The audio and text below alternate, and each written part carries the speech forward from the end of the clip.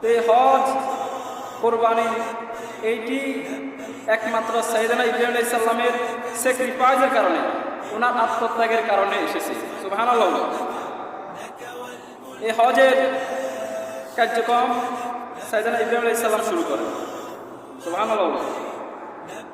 আল্লাহ রাব্বুল আলামিন ইব্রাহিম আলাইহিস সালামকে বলেছে, হে ইব্রাহিম, তুমি হজের কার্যক্রম শুরু করো, হজের ঘোষণা দাও। ইব্রাহিম আলাইহিস সালাম বলেছে, আল্লাহ, কোনো মানুষ নাই, কোনো পাখি নাই, কোনো পানি নাই, মরুভূমিতে আমি কার সামনে হজের ঘোষণা দিব? আমি কেমনে হজ পালন করব?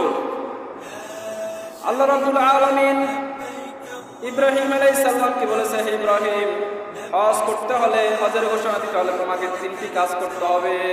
কয়টি কাজ? হজের ঘোষণা দিতে হলে তোমাকে 3টি কাজ করতে হবে। সকলে বলুন, কয়টি কাজ? 1 নম্বর, ইব্রাহিম আগে কাবাঘর বানাও। وَإِذْ يَرْفَعُ إِبْرَاهِيمُ الْقَوَاعِدَ مِنَ الْبَيْتِ وَإِسْمَاعِيلُ رَبَّنَا تَقَبَّلْ مِنَّا إِنَّكَ أَنْتَ السَّمِيعُ الْعَلِيمُ সুবহানাল্লাহ। ইব্রাহিম ঘর বানাও। ইব্রাহিম আলাইহিস সালাম আর ছোট্ট সন্তান ইসমাঈল আলাইহিস সালাম ঘর বানালেন। পাথর কেটে দূর দূরান্ত থেকে এনে কাবা শরীফ নির্মাণ করলেন। সুবহানাল্লাহ। তবে এখনকার মতো এত উন্নত কাবা না, ওনারা মোটামুটি একটা সাইজের কাবা তৈরি করলেন, ডিজাইন করলেন। ডিজাইন করার পর আল্লাহ রাব্বুল আলামিন বলেন, ইব্রাহিম, 2 নম্বর কাজ, তোমাকে ঘর পরিষ্কার করতে হবে। কি পরিষ্কার করতে হবে? তাহহির বাইতিয়া লিত-তাইফিনা ওয়াল-আকিফিনা ওয়ার-রুকআইস সুজুদ। ইব্রাহিম, ঘর পরিষ্কার করো, ঘর যাও দাও। যারা নামাজ পড়বে, যারা আল্লাহর ঘরে ইতিকাফ করবে, রুকু করবে, সিজদা করবে, তাদের জন্য ঘরটা ক্লিন করো, পরিষ্কার করো। সুবহানাল্লাহ। দেখেন, আল্লাহর নবী ইব্রাহিম আলাইহিস সালামকে আল্লাহ রাব্বুল আলামিন ওয়াদা দিচ্ছে, নবী ঘর পরিষ্কার করবেন। কিন্তু আমরা কি করি? আমরা অনেকে মসজিদে যদি কোনো ময়লা থাকে, আমরা অনেকে উল্টা খেয়ে পড়ি, আছে না নাই? ময়লার সাথে উল্টা খেয়ে বই অনেক, কিন্তু পরিষ্কার করি না। কিন্তু আল্লাহ নবীকে আল্লাহ তাআলা আদেশ দিয়েছে, নবী ঘর পরিষ্কার করেন, কাবা ঘর যাও দে। এরপরে 3 নম্বর আল্লাহ তাআলা বললেন, ইব্রাহিম, তুমি হজের ঘোষণা দাও, আজান দাও।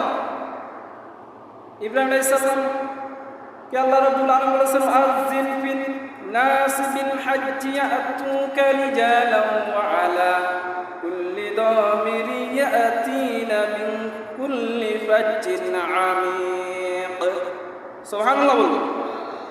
হে ইব্রাহিম, হজের ঘোষণা দাও, আজান দাও, মানুষদেরকে বলো এই ঘর হজ করার জন্য পা হেঁটে যে যেভাবে পার উটের পর ভর করে আল্লাহর ঘর তাওয়াফ করার জন্য, আল্লাহর ঘর হজ করার জন্য।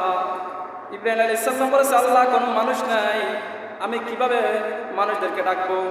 হঠাৎ আল্লাহ, এখানে তো কোনো মানুষ নাই, আমি কার সামনে দাঁড়িয়ে আজান দিব? ও মিয়া, যদি কোনো মানুষ না থাকে মুসল্লি হবে? আল্লাহ রাব্বুল আলামিন ইব্রাহিম আলাইহিস সালামকে বলেছে, ইব্রাহিম, তুমি একটি আজান দাও, ঘোষণা দাও, তোমার এই আজানটা আমি গোটা বিশ্বের মানুষের কানে পৌঁছিয়ে দিব। সুবহানাল্লাহ বলুন। ইব্রাহিম আলাইহিস সালাম আজান দিয়েছে, ইয়া আইয়ুহান নাস ইত্তাখিযুল্লাহা বাইতান ফাহাজ্জু। হে দুনিয়ার মানুষেরা, আল্লাহ একটা ঘর বানিয়েছে, তোমরা এই ঘর হজ করার জন্য আসো। এই আজানটি গোটা বিশ্বের মানুষের কানে পৌঁছিয়ে দিয়েছেন কে? তৎকালীন যুগে যত মানুষ ছিল সবার কানে এই আজানটা পৌঁছিয়ে গেছে। এমনকি আমরা যারা আমাদের মায়ের পেটে ছিলাম না, ফি আলামির রূহ, রুহের জগতে, আমরা যখন রুহের জগতে ছিলাম, আমরা এই আজানটা শুনেছি। সুবহানাল্লাহ। আর যারা এই আজানটি শুনেছে, যারা লাব্বাইক বলার সুযোগ পেয়েছে, তাদেরকে আল্লাহ রাব্বুল আলামিন হজ অথবা উমরা করার সুযোগ করে দিয়েছে। সুবহানাল্লাহ। সকল বলুন, লাব্বাইক আল্লাহুম্মা লাব্বাইক লা শারীকা লাকা লাব্বাইক ইন্নাল হামদা ওয়ান নি'মাতা লাকা ওয়াল মুলক লা শারিকা লাকা লাব্বাইক সুবহানাল্লাহ।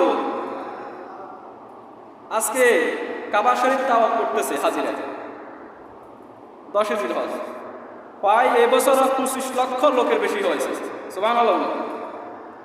আর ইব্রাহিম আলাইহিস সালাম যখন হজের ঘোষণা দিয়েছে তখন কিন্তু মানুষ নেই, আর এখন প্রতি বছর 20 লক্ষ 25 লক্ষ হাজি হজ করে রাউন্ড করে কাবা শরীফ। এটি ইব্রাহিম আলাইহিস সালামের বরকতের দোয়া। ইব্রাহিম আলাইহিস সালামের স্যাক্রিফাইস, ওনার দোয়াটা আল্লাহর কাছে এত বেশি কবুল হয়েছে।